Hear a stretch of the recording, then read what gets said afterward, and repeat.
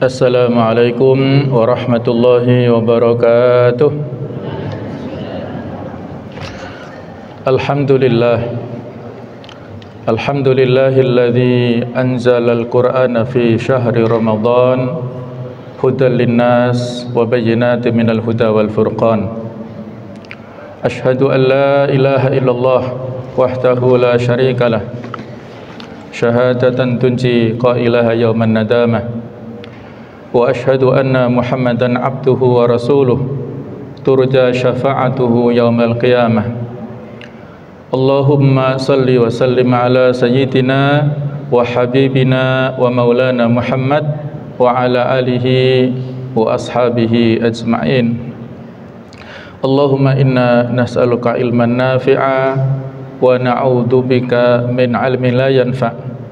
Allahumma taqabbal minna siyamana wa qiyamana wa ruku'ana wa sujudana wa tilawatana wa kulla amalina salihah fi syahri Ramadan wa takhashu'ana wa tadarru'ana wa tammim taqsirana ya arhamar rahimin. Amma ba'du, para jamaah, Bapak Ibu rahimakumullah. Mari kita lanjutkan tafsir surah Al-Baqarah, tetapi khusus di bulan Ramadan ini kita akan lanjutkan tafsir tentang ayat-ayat puasa yang ada di dalam Al-Quranul Karim surah Al-Baqarah ayat 183 sampai dengan 187. Untuk ayat 183 sampai 185 sudah kita kaji tahun lalu. Ada 3 pertemuan, 3 episode yang sudah kita bahas. Nah, untuk pertemuan kali ini kita akan membahas tafsir surah Al-Baqarah 186. A'udzu billahi minasy syaithanir rajim. Bismillahirrahmanirrahim. Wa idza sa'alaka 'ibadi 'anni fa inni qarib ujibu da'watat da'i idza ta'an falyastajibu li wal yu'minu bi la'allahum yarshudun. Dan apabila hamba-hambaku bertanya kepadamu wahai Muhammad tentang aku, yaitu tentang Allah Subhanahu wa ta'ala, maka jawablah bahwasannya aku adalah dekat. Aku mengabulkan permohonan orang yang berdoa apabila ia memohon kepadaku. Maka hendaklah mereka itu memenuhi segala perintahku, dan hendaklah mereka beriman kepadaku agar mereka selalu berada dalam kebenarannya. Jadi ayat-ayat tentang puasa ini unik ya. Di setiap akhir, hampir di setiap akhir ayatnya itu ada kata-kata la'alla, kecuali ayat 185 yang berbeda ya. 183-nya la'allakum tattaqun, kemudian 184-nya in kuntum ta'lamun, kemudian ayat ini 186-nya ini la'allahum yarshudun. Nah, kemudian 187-nya itu la'allahum yattaqun ini. Nah, kita akan membahas ya satu ayat yang mulia ini dari beberapa aspek. Yang pertama dari sisi latar belakang turunnya. Ada beberapa versi riwayat asbabun nuzul dari ayat ini. Di antaranya dari Ibnu Jarir At-Tabari dan lain-lain meriwayatkan dari Muawiyah bin Haidah dari ayahnya, dari kakeknya, ia berkata, ada seorang Arab Badui yang biasanya disebut A'rabi. A'rabi, seorang Arab Badui yang datang dari suku pedalaman. Mereka tinggal tidak menetap, berpindah-pindah dari satu tempat ke tempat lain. Dan pada saat mereka datang bertemu dengan Rasulullah SAW, Arab Badui ini bertanya, "Ya Rasulullah, aqaribun Rabbuna fanunajihi am ba'idun fanunadihi?" Apakah Tuhan kita itu dekat sehingga kita berbisik kepadanya? Bermunajat, ya. Munajat itu adalah berbisik pelan-pelan, ya. Ataukah jauh sehingga kita menyerunya, memanggilnya dengan suara yang keras? Maka Nabi SAW tidak memberi jawaban. Kemudian turunlah ayat, wa idza sa'alaka ibadi anni fa inni qarib, ini ayat 186 ini, ya. Jadi inilah hikmah dari ayat-ayat Al-Qur'an yang pada tahapan kedua turunnya secara berangsur-angsur, secara bertahap, sesuai dengan kondisi masyarakat Arab saat itu dan merespon dari berbagai macam jawaban dari orang-orang yang berinteraksi dengan Rasulullah SAW. Kalau yang berinteraksi masuk Islam berarti para sahabat, bisa juga dari orang-orang kafir, atau juga bisa dari ahlul kitab. Jadi fungsi Al-Quran untuk memberikan respon. Ketika belum turun jawaban, beliau diam menunggu jawaban, tidak menjawab berdasarkan kemauan pribadi. Wa ma yantiqu 'anil hawa. Nabi tidak pernah mengatakan sesuatu dari keinginan pribadinya. In huwa illa wahyu yuha. Tidak lain itu adalah wahyu yang diwahyukan oleh Allah. Nah, termasuk ayat ini, ya, jawaban daripada pertanyaan A'rabi ini. Nanti kita akan jelaskan berbagai versi latar belakang turunnya yang lain. Nah, jemaah sekalian, berikutnya tentang tafsir dan penjelasan, ya. Al-Baydawi berkata tentang hubungan ayat ini. Karena pada ayat-ayat sebelumnya Allah Ta'ala memerintahkan mereka agar berpuasa di bulan Ramadan dan melengkapkan bilangannya, serta mendorong mereka untuk melaksanakan tugas-tugas bertakbir dan bersyukur. Ini pada ayat 185-nya, ya. Walitukmilul iddadah, supaya mereka menyempurnakan bilangan. Walitukabbirullaha, dan supaya mereka bertakbir. Biasanya nanti pada saat Idul Fitri, ya. Walitukabbirullaha ala ma hadakum wa la'allakum tashkurun, ya, supaya mereka bersyukur. Maka dia mengiringinya dengan ayat ini yang menunjukkan bahwa dia maha mengetahui keadaan mereka, maha mendengar perkataan mereka, maha mengabulkan doa mereka, dan dia akan membalas amal-amal mereka sebagai penegasan akan hal itu, ya. Nah, menurut riwayat sebab turunnya ini tadi sebagian sudah kita sebutkan dari riwayat Ibnu Jarir At-Tabari. Nah, sedangkan versi yang lain yaitu pada waktu perang Badar, ya. Kan beriringan, ya. Perintah puasa ini diturunkan pada bulan Sya'ban tahun 2 Hijriah. Sedangkan perang Badar itu juga terjadi pada bulan Ramadan tahun 2 Hijriah. Jadi puasa pertama yang dilakukan oleh Rasulullah bersama para sahabat sekaligus perang pertama, dan kaum muslimin mendapatkan kemenangan yang besar ya pada perang Badar Al-Kubra.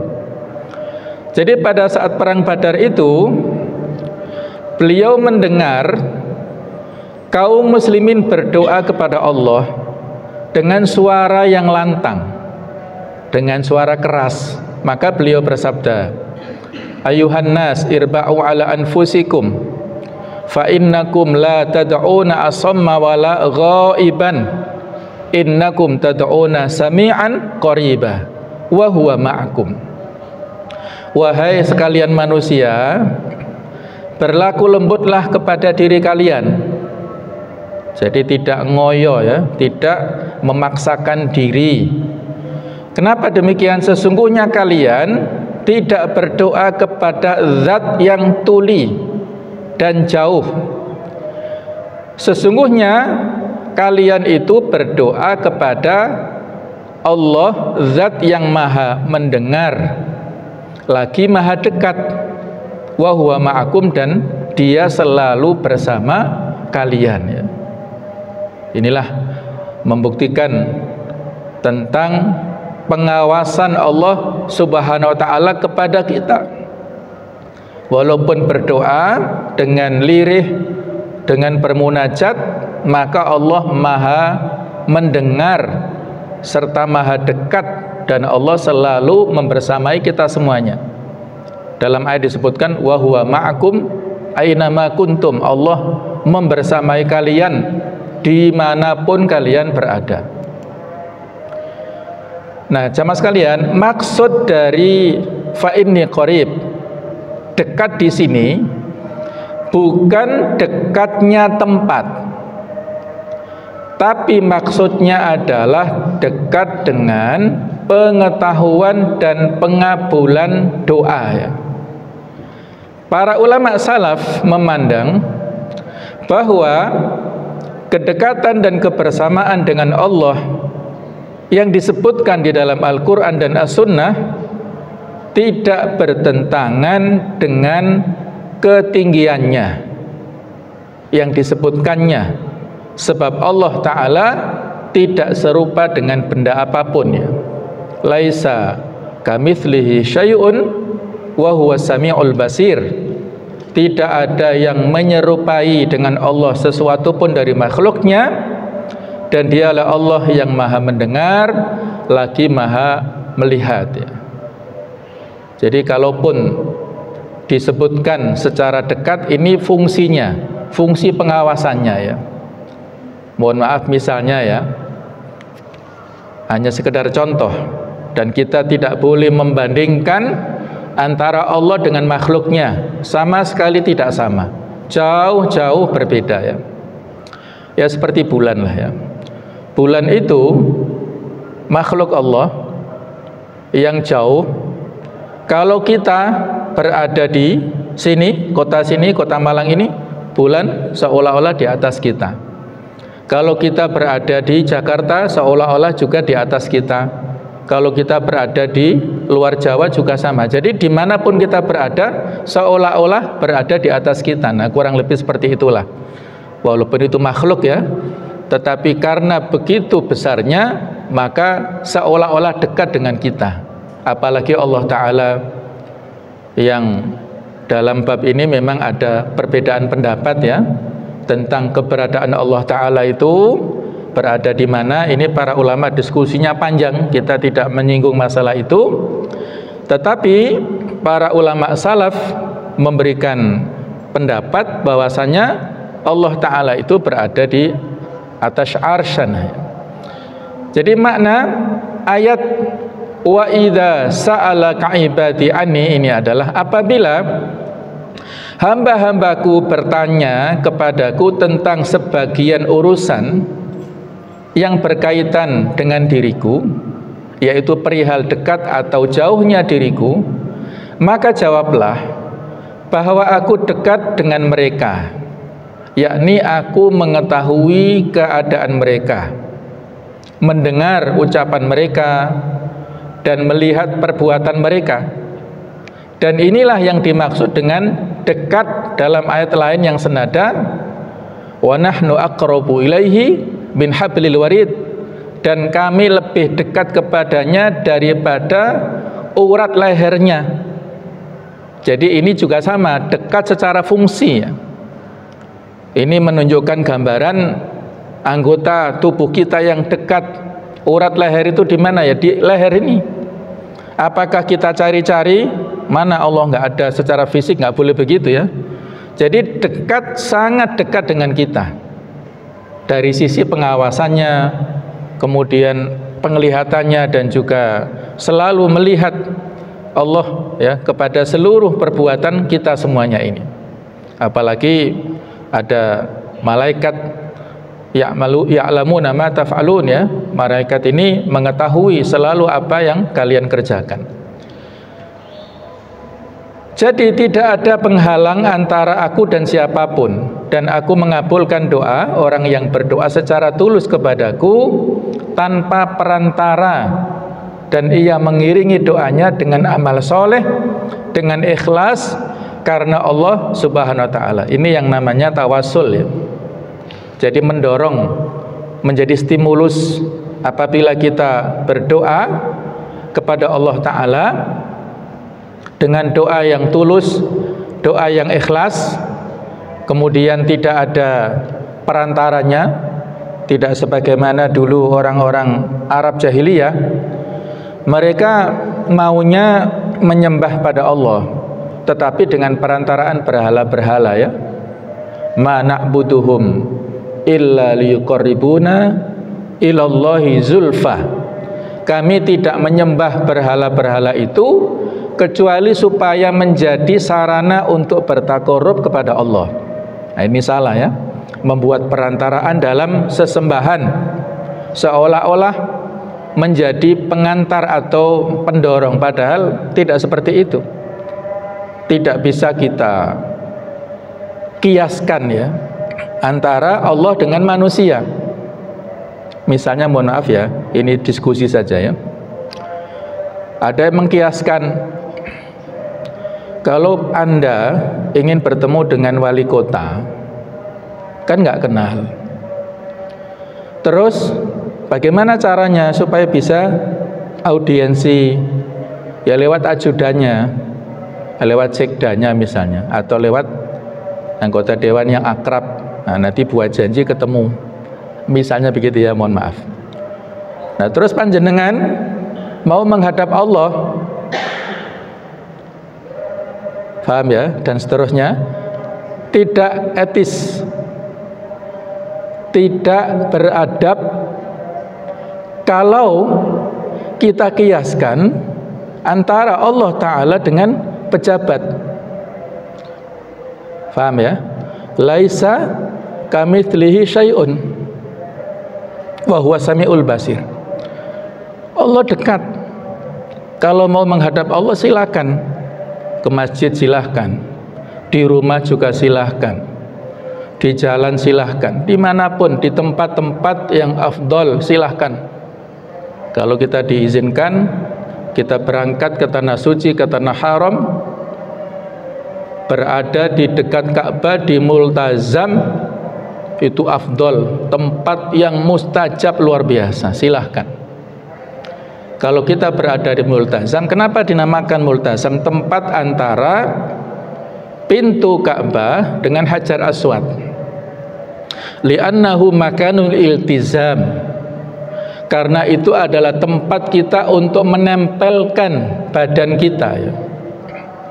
Jadi kalau kita berdoa di Multazam ini, dianjurkan seluruh tubuh kita tempelkan, mulai tangan kita bentangkan, wajah kita tempelkan, pipi kita, terus dada kita sampai ke bawah, itu menempel semuanya. Nah, itu anjurannya begitu ya. Tempat yang mustajab untuk berdoa, memohon. Ini ada kisah nyata ya. Seorang askar polisi yang biasa bertugas mengawasi di Hajar Aswad, kan banyak ya, bergantian mereka bergelantungan ngawasi supaya tertib masyarakat jamaah yang ingin berdoa atau mencium Hajar Aswad. Nah, polisi ini bekerja di situ 30 tahun. Nah, pada awal-awal bertugas dia mendengar ada seorang bapak-bapak ya, laki-laki yang berdoa dengan khusyuk, menempelkan di multazam itu, meminta anak.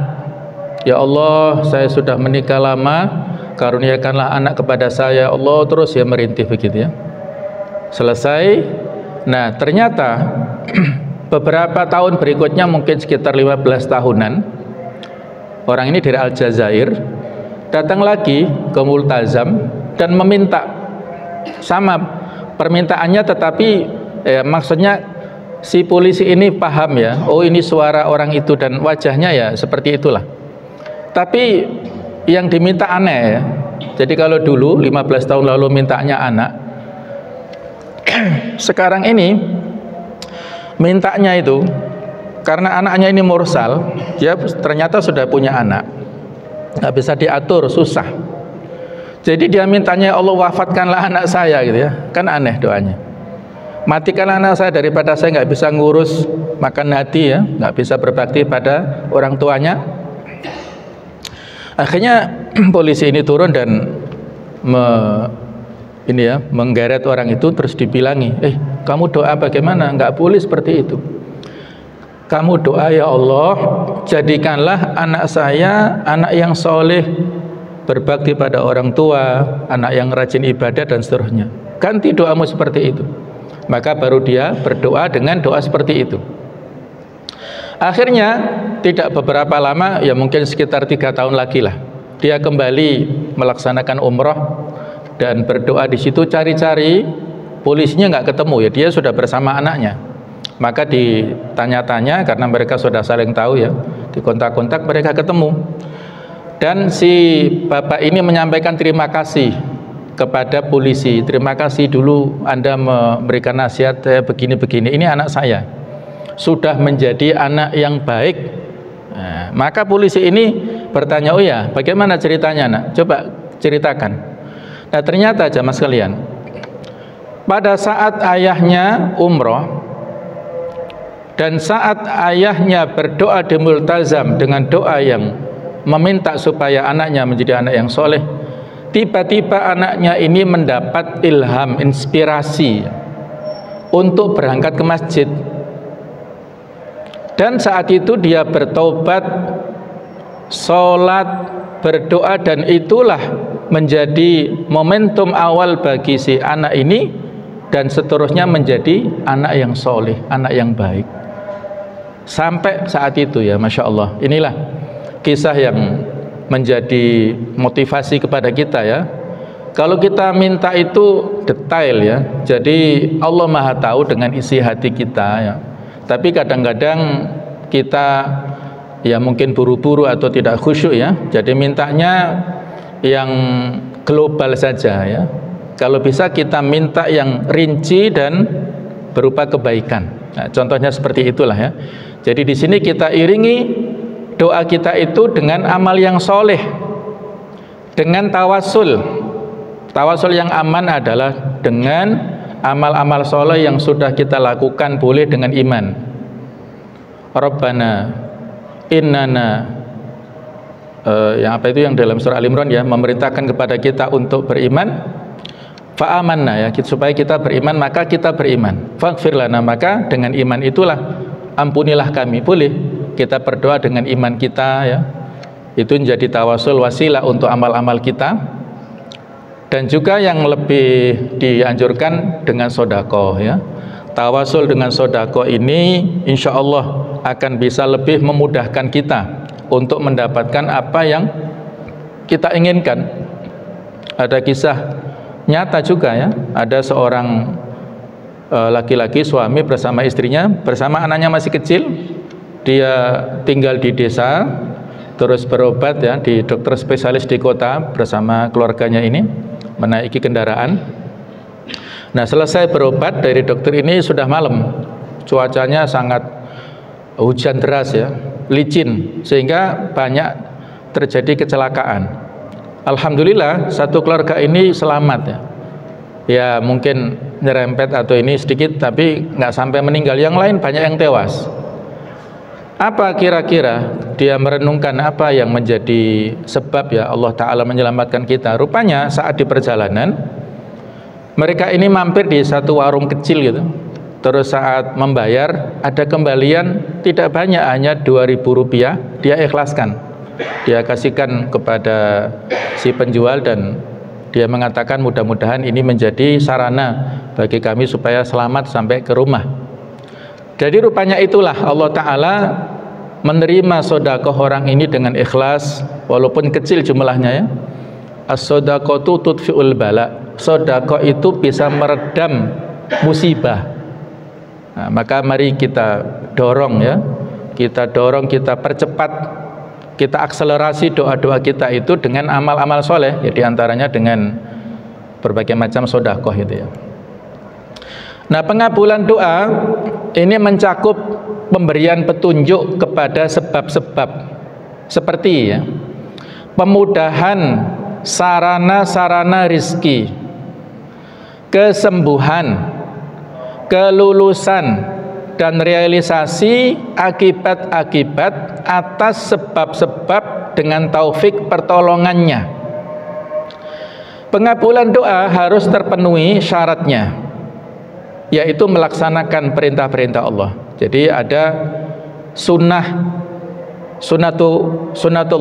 ada sebab akibat, ada korelasi antara sebab yang kita lakukan dengan akibat. Ya, ilustrasinya itu nanti akan kita gambarkan ya. Seperti orang yang haus ya, atau lapar ya. Ini kalau bukan dalam siang hari ya, kalau malam ataupun di luar Ramadan.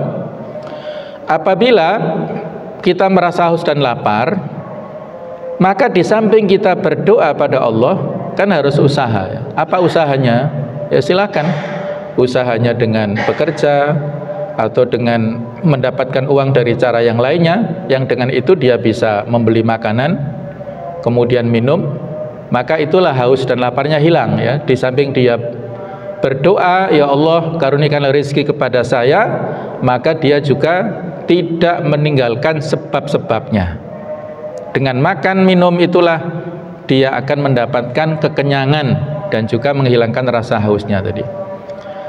Nah, terutama di sini yang harus kita penuhi syaratnya adalah melaksanakan perintah Allah dengan iman yang benar, melaksanakan ibadah-ibadah yang bermanfaat bagi hambanya seperti rukun-rukun Islam ini, dan dengan begitu Allah mengganjar mereka atas amal mereka dengan balasan yang paling baik.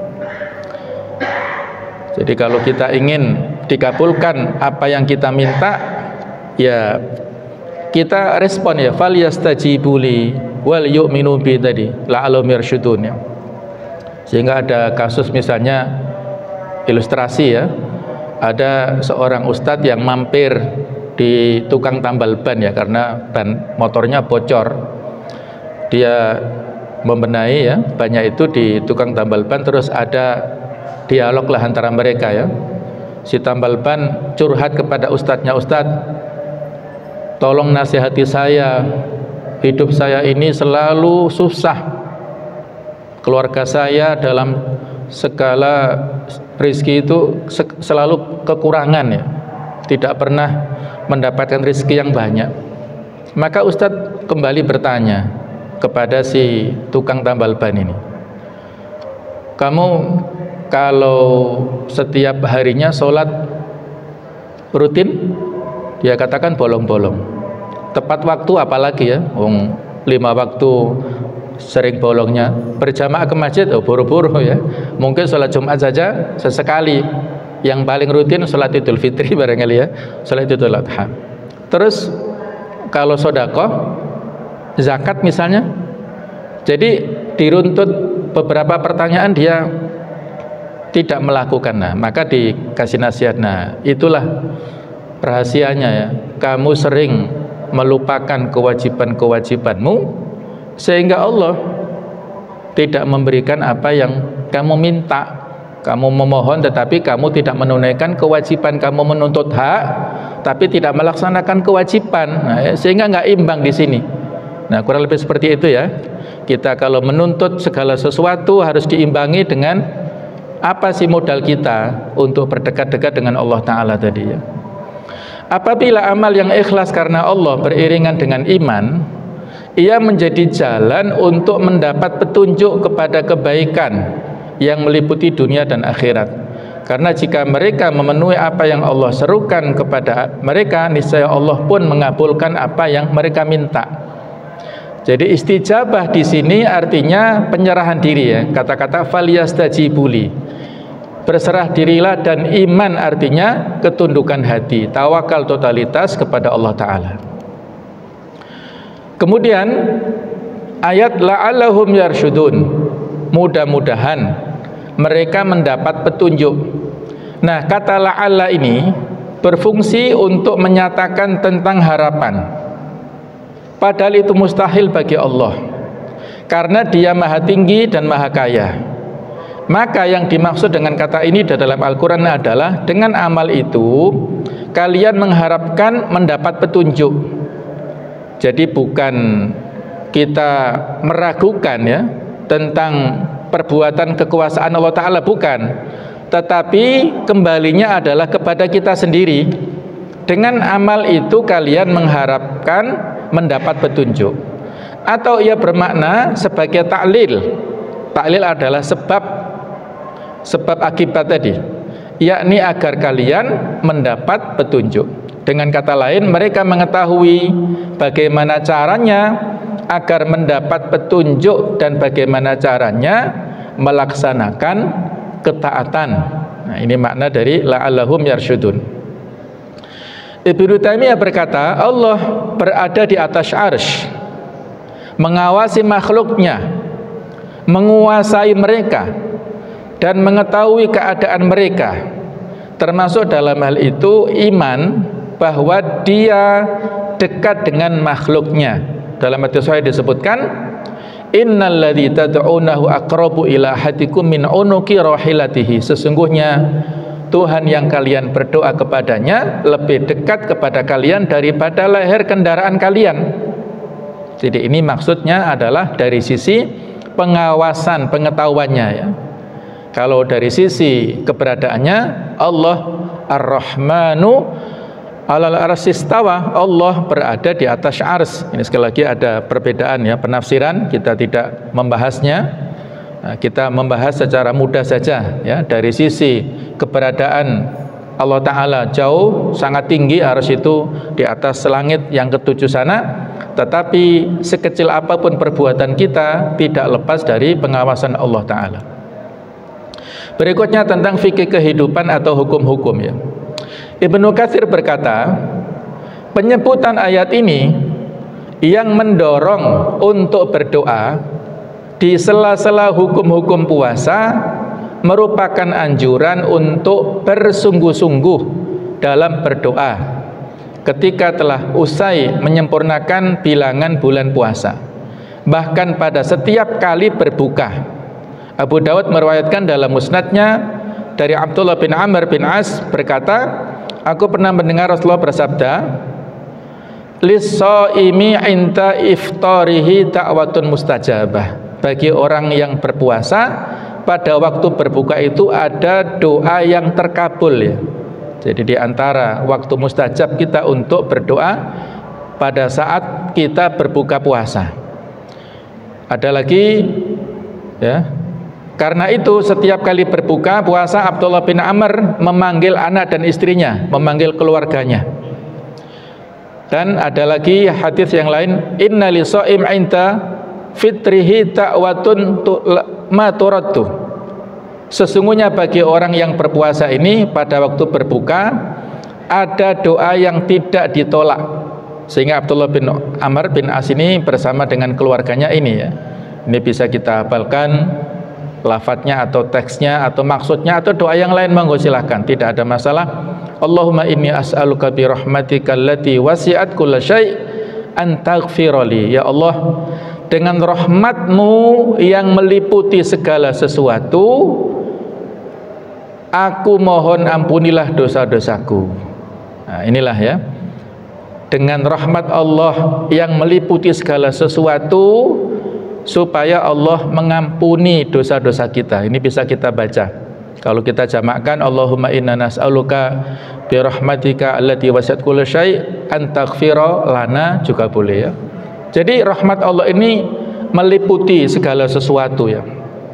Mungkin dulu pernah saya ceritakan pada saat zaman Nabi Musa ya, ada seorang wanita yang minta kepada Nabi Musa, ya wahai Nabi Musa, tolong doakan kepada Allah supaya saya mendapatkan anak.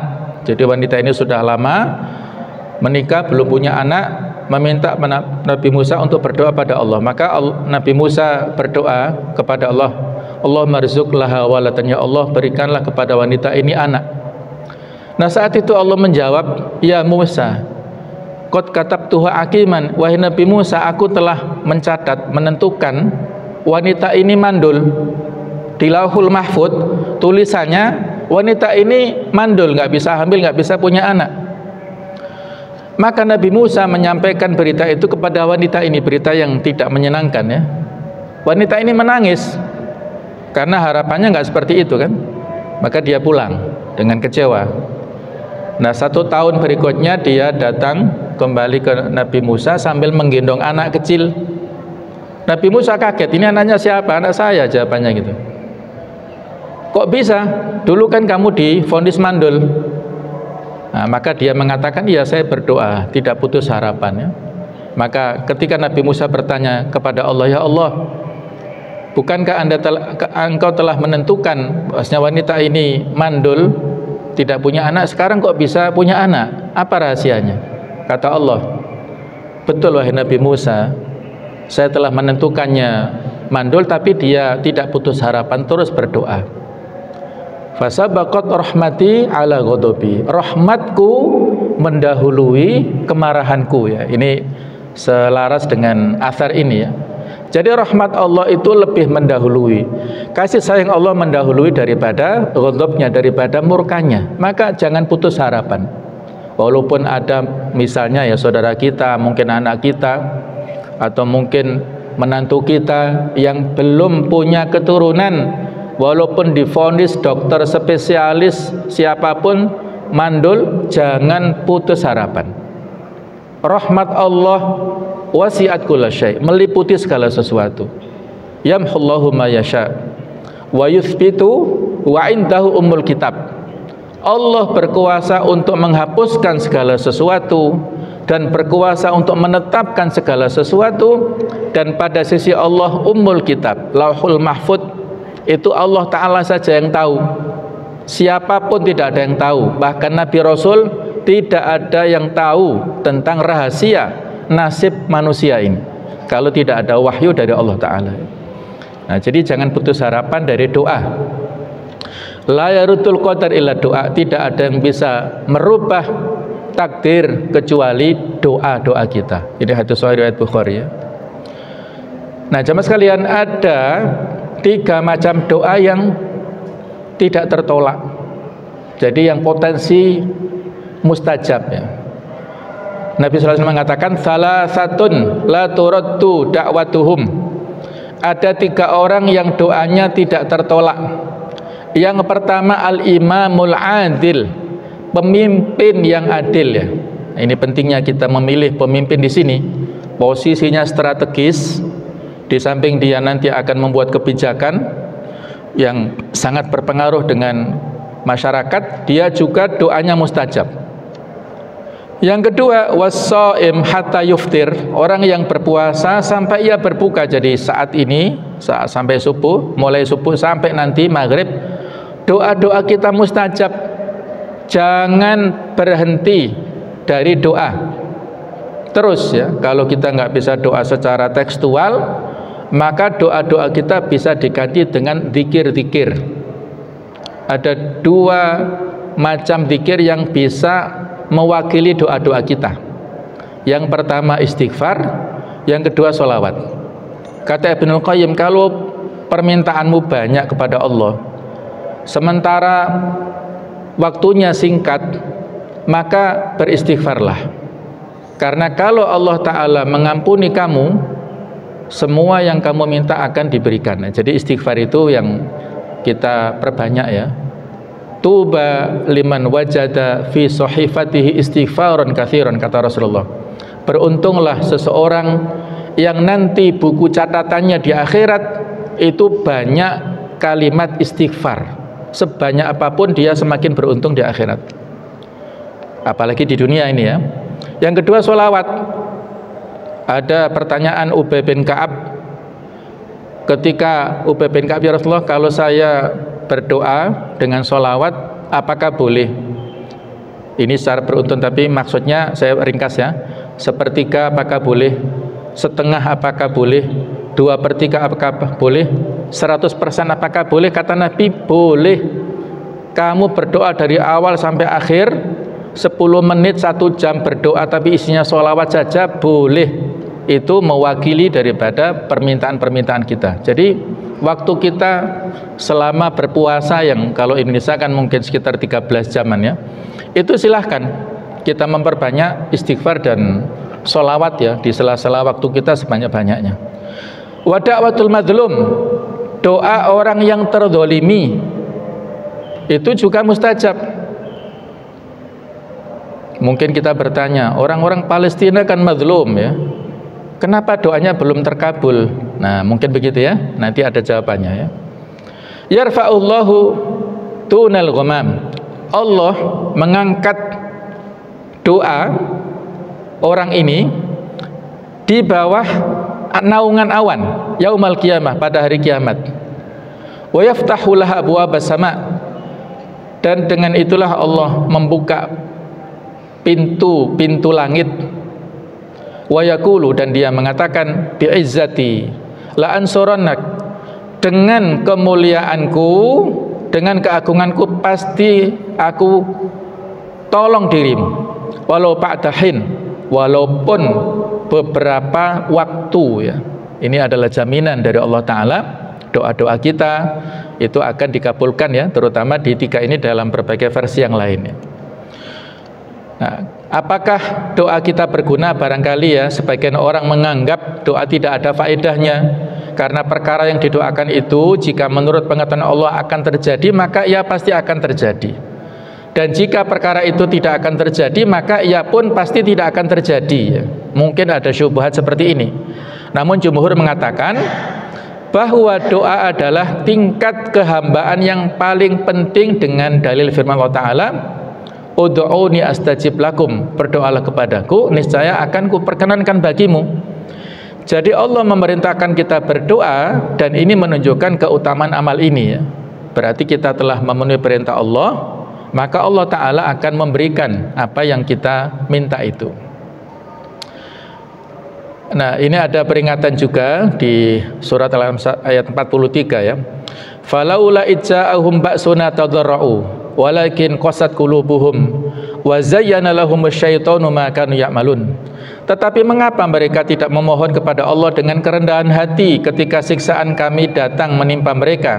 Bahkan hati mereka telah menjadi keras, dan setan pun menjadikan terasa indah bagi mereka apa yang selalu mereka kerjakan. Ini sindiran, peringatan Allah Ta'ala kepada orang-orang yang sombong ya, yang tidak mau berdoa pada Allah Ta'ala dalam kondisi-kondisi yang kritis.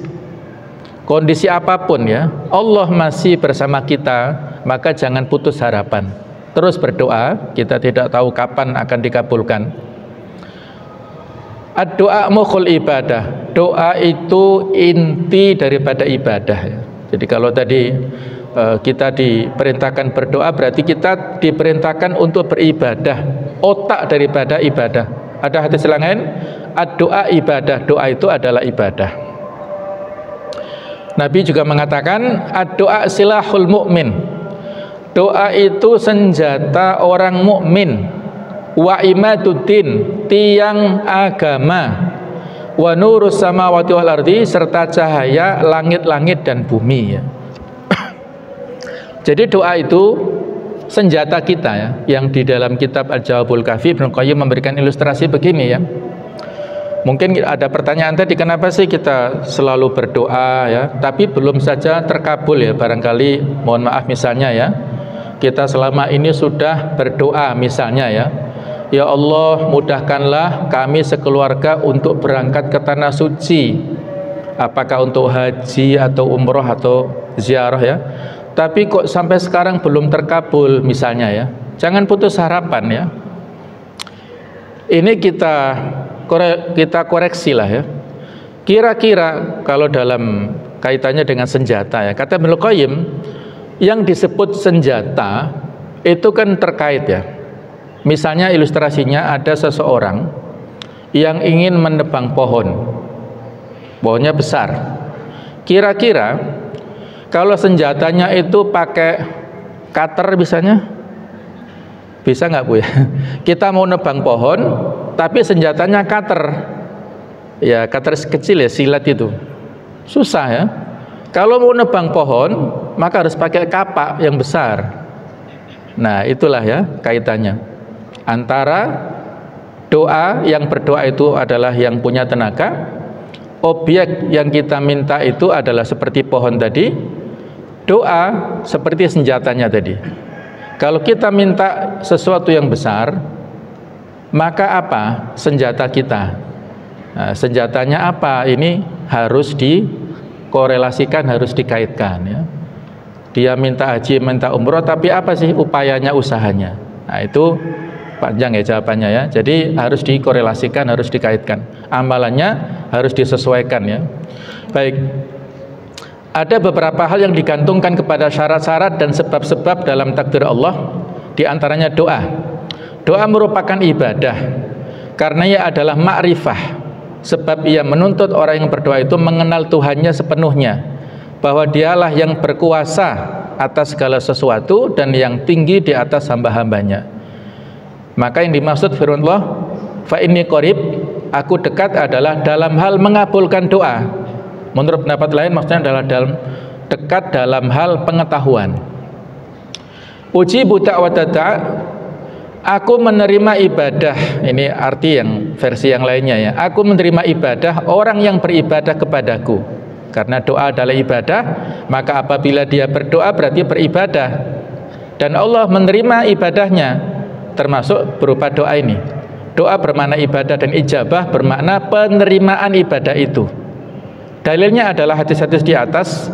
Kemudian ada lagi Khalid Ar-Rabai berkata, aku kagum dengan keberuntungan umat ini yang dinyatakan dalam ayat, berdoalah kepadaku niscaya akan kuperkenankan bagimu, di mana Allah memerintahkan kepada mereka dan berjanji, berdoa dan berjanji akan mengabulkan doa mereka tanpa ada syarat di antara keduanya. Jemaah sekalian, ini ada hadis yang juga hadis sahih ya. Ma min muslimin yad'u, tidak ada seorang muslim yang berdoa, laisa bi itsmin wala bi qati'ati rahim, yang isi doanya bukan keburukan, bukan dosa, dan juga tidak mengandung pemutusan silaturahim, illa atahu ihbi ihtatsalas, kecuali Allah Ta'ala mengabulkan salah satu dari 3 pengkabulan. Yang pertama, imma an yu'ajjila lahu da'watahu, boleh jadi Allah segera mengabulkan ya, yang sudah berdoa supaya bisa haji, bisa segera berangkat misalnya. Ini poin pertama yang sering kita inginkan ya.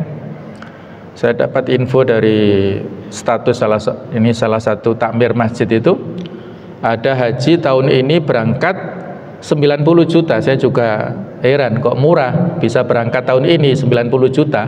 Padahal kalau haji reguler menunggunya 35 tahun ya. Kalau kita dapat porsi sekarang baru 35 tahun untuk Provinsi Jawa Timur. Kalau kita haji khusus mungkin 8 tahunan.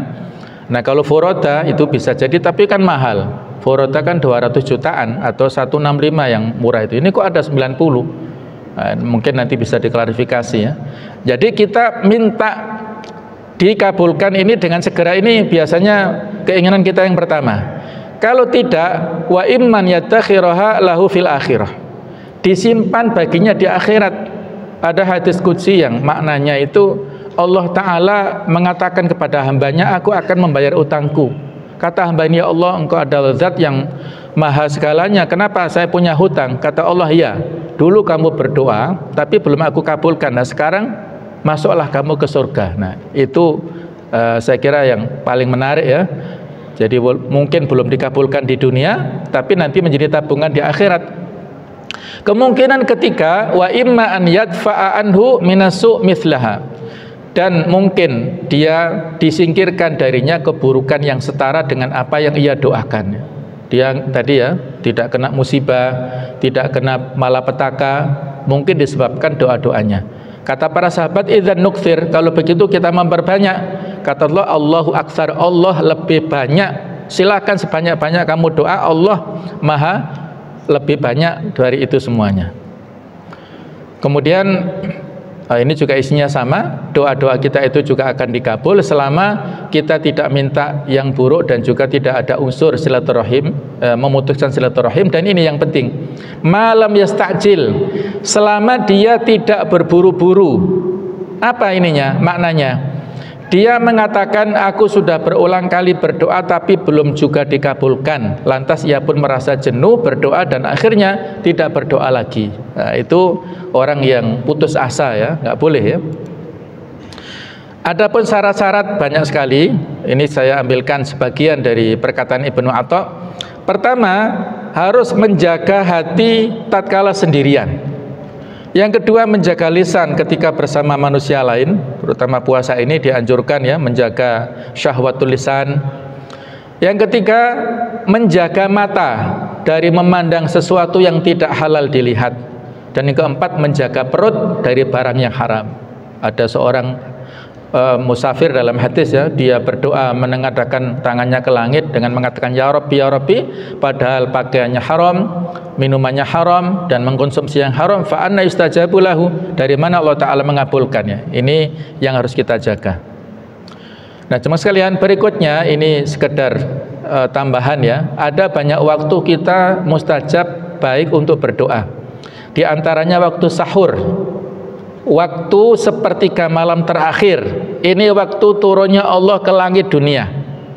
Yanzilu Rabbuna tabaraka wa ta'ala ila sama'i dunya hina yabqa thuluthul lailal akhir. Allah turun ke langit dunia pada saat sepertiga malam terakhir. Allah berfirman kepada kita, man yad'uni fa astajib lahu, siapa yang berdoa aku respon. Man yas'aluni fa u'tiyahu, siapa yang meminta aku beri. Wa man yastaghfiruli sa'aghfirulahu, siapa yang minta ampunan aku akan ampuni. Itu janji Allah ya di dalam hadis Sahih Bukhari Muslim. Yang kedua, ketika berbuka puasa tadi kita singgung. Yang ketiga, ketika malam Lailatul Qadar, Allahumma innaka afuwun tuhibbul afwa fa'fu anni, itu doanya.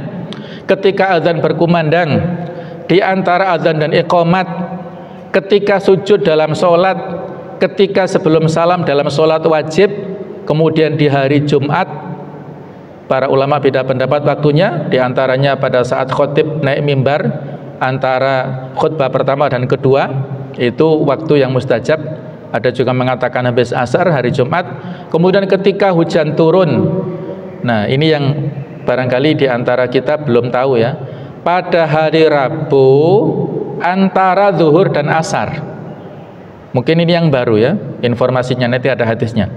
Kemudian ketika hari Arafah, Arafah ini waktu mustajab kalau tanggal 9 Dzulhijjah saat wukuf ya.